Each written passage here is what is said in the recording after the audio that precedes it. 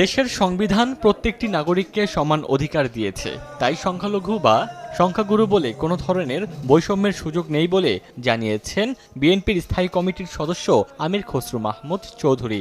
রোববার সকালে চট্টগ্রাম নগরীর প্রবর্তক মোড় এলাকায় ইসকন মন্দির পরিদর্শন শেষে এক মতবিনিময় সভায় তিনি কথা বলেন।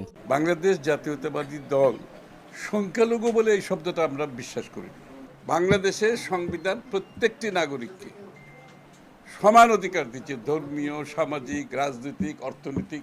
বাংলাদেশের সংবিধান সবাইকে বাংলাদেশি নাগরিক হিসাবে ক্যারেক্টারাইজ করেছে। বাংলাদেশি জাতীয়তাবাদের মাধ্যমে বাংলাদেশের সীমান্তে মধ্যে যারা বসবাস করে সকলকে সমানভাবে দেখতে হবে।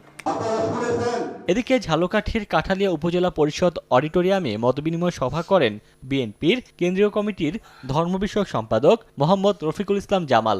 এ সময় তিনি বিএনপি থেকে আওয়ামী লীগে যোগ দেয়া সাবেক সংসদ সদস্য ব্যারিস্টার শাহজাহান ওমরকে উদ্দেশ্য করে বলেন, বেঈমানদের বিএনপিতে কোনো স্থান হবে না।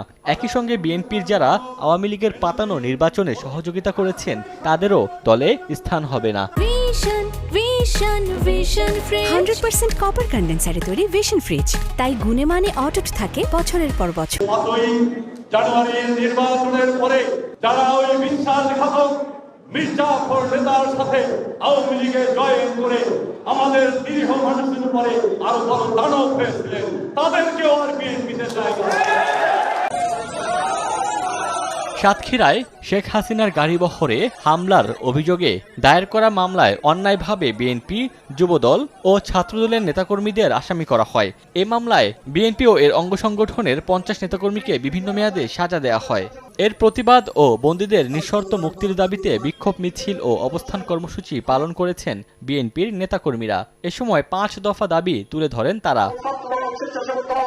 পটুয়াখালীর বাউফল উপজেলা আওয়ামী লীগের সাবেক সাধারণ সম্পাদক ও তার ছেলে যুবলীগ নেতা মাহমুদ হাসান গ্রেফতারের দাবিতে বিক্ষোভ মিছিল হয়েছে।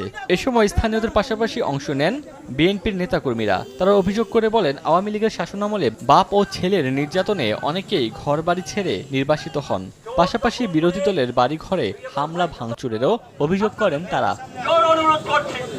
এদিকে শিক্ষা প্রতিষ্ঠানে শান্তি শৃঙ্খলা বজায় রাখা সহ সব ধরনের নিরাপত্তা নিশ্চিতে বাগেরহাটে শিক্ষার্থীদের সঙ্গে মত বিনিময় সভা করেছেন বিএনপির নেতাকর্মীরা।